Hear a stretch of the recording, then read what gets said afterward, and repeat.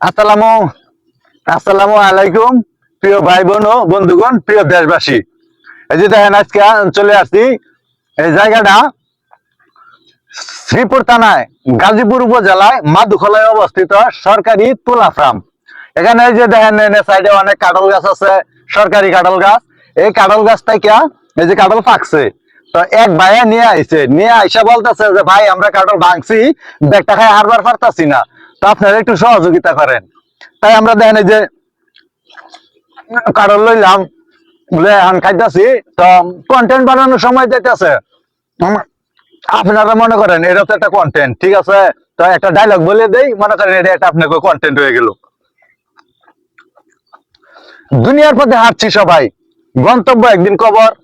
আখেরাতের সেই সফরের জন্য কেউ রাখে না খবর। সময়, সম্মান, খ্যাতি কিছুই যাবে না সাথে। শতামল গুলোই আলো ছড়াবে অন্ধকার সেই রাতে। কি বলেন ভাই, কন্টেন্ট হয়েছে?